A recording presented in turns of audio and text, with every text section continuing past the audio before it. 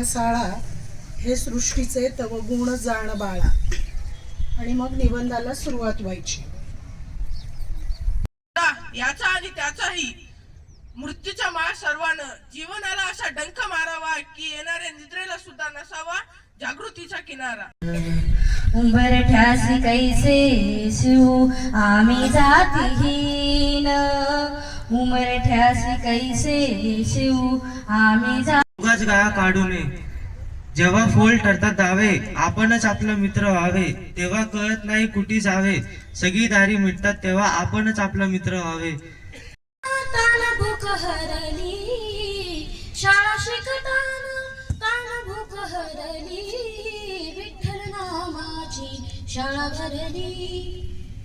गुरु मी, तू, जगणे, पृथ्वी कोणीच इतके वाईट नाही. अधीरपणा वाचून इथे दुसरे कोणीच घाईत नाही. बाहेर नदी सागरा मिळता पुन्हा येईना बाहेर, अशी शहाण्याची म्हण नाही नदीला माहेर. हा जगभरातील मराठी भाषिकांकडून मराठी भाषा गौरव दिन म्हणून साजरा केला जात असतो. मराठी साहित्य मोठे समजत सत्याला मास्तर, तुझं गटारात घाल जा शास्त्र. तुझं मसनात गेलंय ज्ञान, तुझ्या तोंडातच घालीन शान. तुझं क, तुझं ख, तुझा ग, तुझा घ, मारे पाहिजे सगळे तो इडा. तुला शिक निर्माणकार एक संत ज्ञानेश्वरींच्या सिद्धवाणीतून भावार्थ दीपिका तथा ज्ञानेश्वरी निर्माण झाली. एक संत ज्ञानेश्वर 13व्या प्रेमाने उथमलेले पुस्तक म्हणजे श्यामची आई.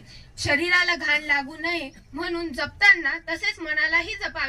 लेखक महात्मा फुले आहे. अन्याय सहन करू नका. मानसिक भाव भावना व विचार यांचे स्वातंत्र्य माणसाला असलेच पाहिजे. गुलामगिरीचे सागर प्रभुत्वाच्या लेखणीतून छावाची निर्मिती झाली आहे. छत्रपती संभाजी महाराज यांचा आयुष्याचा वृत्तांत या पुस्तकात माझे निर्माण करते हे संत नामदेव आहे. संत नामदेवांनी भगवत धर्माचा प्रसार चक्क तुकाराम आहे.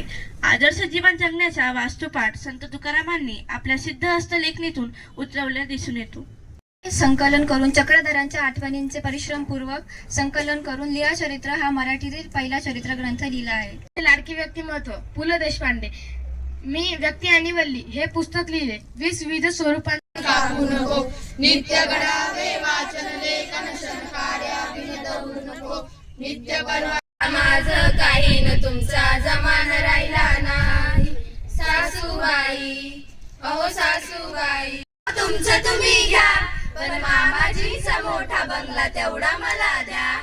सासूबाई मराठी आमची हा आमचा आहे बाणा, ही आमची आहे बोली, असं सांगल्याने मला गाव सुटना.